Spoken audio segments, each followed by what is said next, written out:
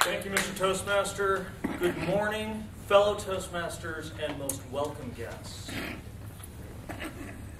Do any of you have a signature dish? You know what I mean. That singular recipe that you come back to time and time again. Because there's just something about it that screams your name. I have one. And today, I'm going to share with you one of the many times I've made my own signature dish and the lesson I learned from it. One night, I made spaghetti. And it was magical. Roasted garlic, chopped onions, and deliciously seasoned meat, all in a thick sauce coating the delicate noodles.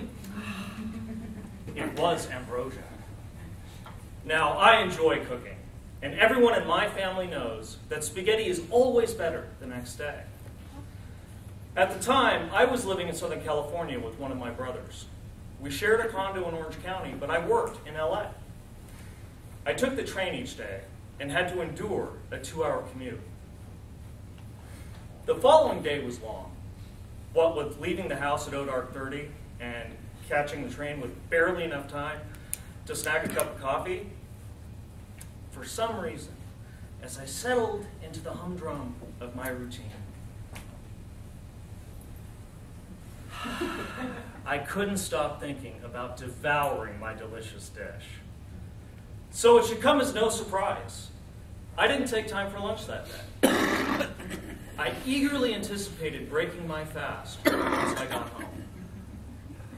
That evening, the train ride back was uneventful. The interminable sound of the wheels clacking on the tracks almost lulled me to sleep. But, like sugar plums, visions of a plate full of steaming pasta goodness danced through my head. Once I arrived in the Fullerton train station, I almost ran to the old lady, a 1969 Dodge Dart that my brother let me borrow since my car was still in LA.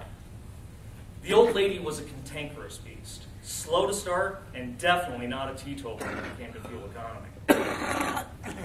I started the engine, using that gentle touch required, even though every fiber of my being thrilled at the thought of the feast awaiting me at home.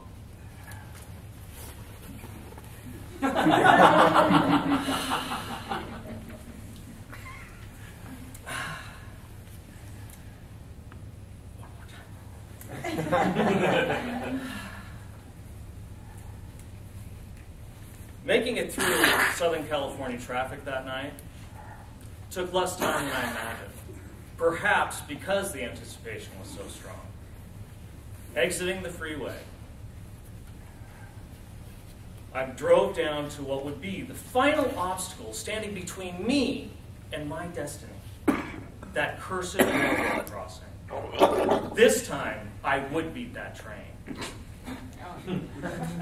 I was first in line and impatiently waited for the light to turn.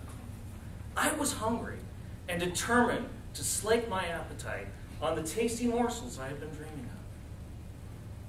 Finally, the light turned green. Ding, ding, ding. But wait, what's this? Suddenly, the crossing started to chime, and the arms began to lower. Was I to be denied? No, dear friends, for in that instant, a decision was placed upon me, and I gunned it, with a belching cloud of smoke erupting from the exhaust. I laughed like a maniac as I peeled through the intersection. Screeching to a halt outside the condo, I quickly ran inside.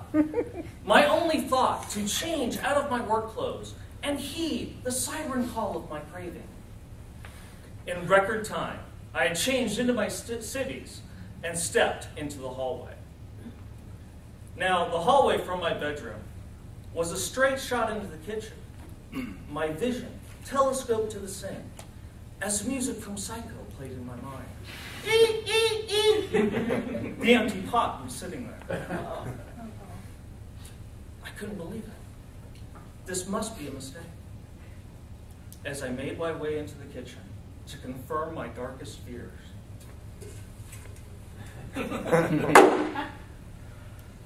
I realized that my stomach's desire would not be fulfilled. I turned to the living room, and there I spied a sight which still haunts me to this day.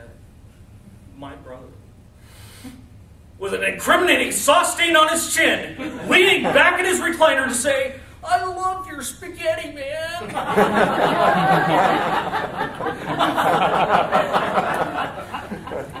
Now, I'm sure that many of you will understand the depth of my disappointment. And as you can imagine, I was a little stressed coming home to find my dinner had been misappropriated. They say that stress can make a man react in unpredictable ways. Surely, then, some leeway can be given for how I reacted to my frustration. Many years have passed, and my brother really do laugh about this now. Today I realize that laughter is truly the best medicine. Believe me, it's way better to laugh at your misfortune than hit your brother in the head with an empty spaghetti pot.